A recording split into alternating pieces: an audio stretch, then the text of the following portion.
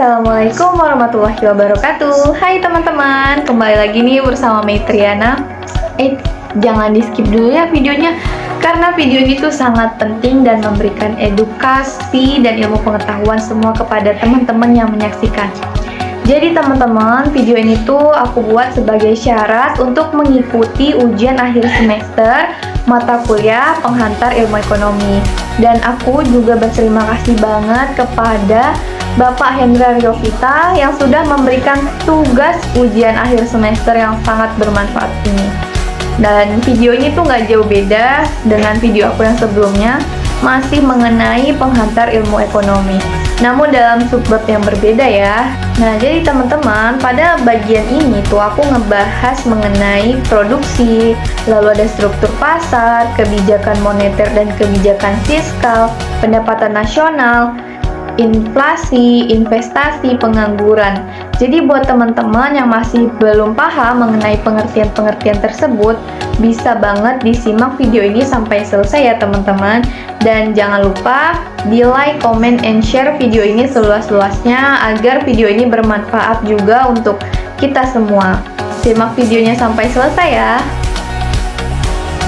Nah, pada bab 7 ini kita membahas mengenai struktur pasar teman-teman. Pasar itu sendiri terdiri dari pasar persaingan sempurna, pasar monopoli, pasar persaingan monopolistik, dan pasar oligopoli. Struktur pasar mempengaruhi perilaku penjual dan pembeli. Dimensi struktur pasar yang mempengaruhi perilaku penjual dan pembeli adalah: yang pertama, jumlah dan luas distribusi penjual di pasar. Yang kedua, homogenitas atau heterogenitas produk.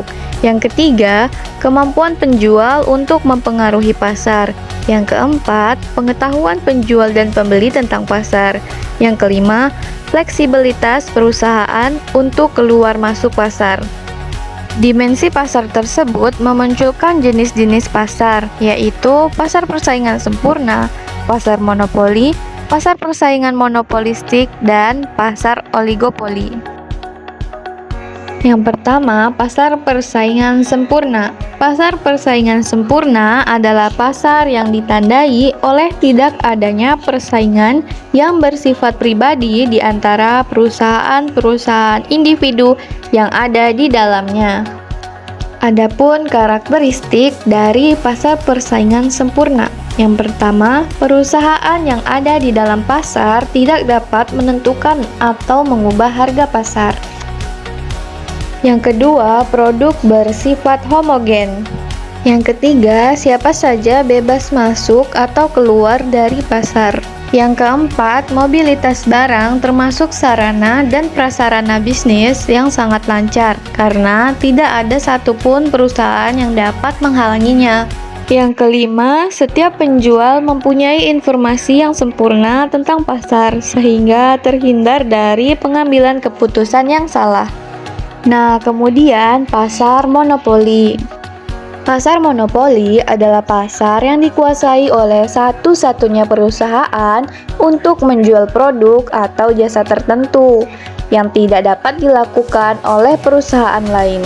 Oleh sebab itu, perusahaan tersebut menguasai penawaran dan harga produk dan jasa tersebut, sehingga dapat memaksimalkan keuntungan.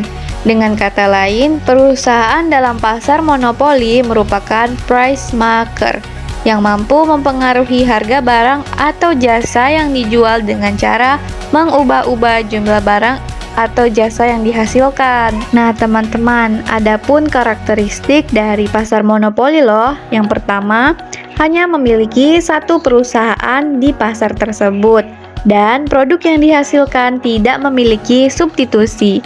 Yang kedua, ada halangan untuk perusahaan lain masuk ke pasar tersebut.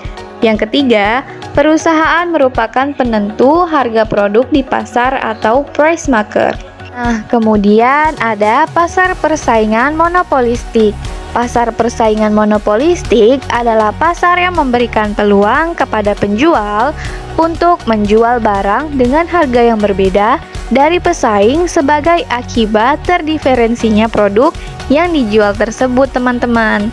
Nah, adapun karakteristik dari pasar persaingan monopolistik. Yang pertama, ada banyak penjual.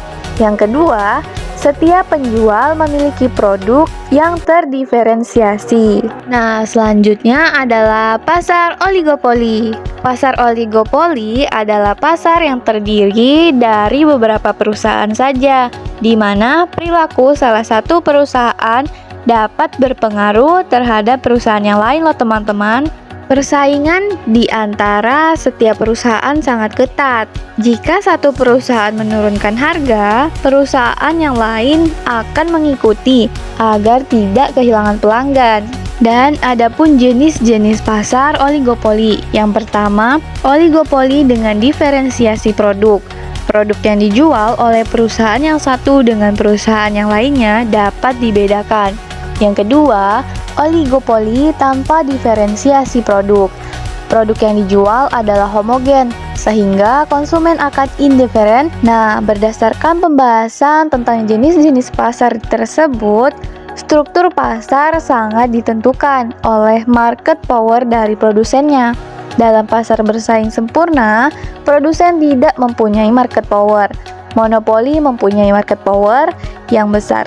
Produsen dalam struktur pasar oligopoli mempunyai market power yang lebih rendah dari monopoli karena pertambahan jumlah produsen.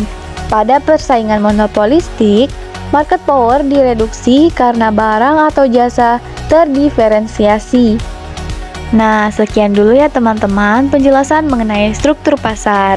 Mohon maaf atas segala kekurangan dan saya akhiri. Wassalamualaikum warahmatullahi wabarakatuh.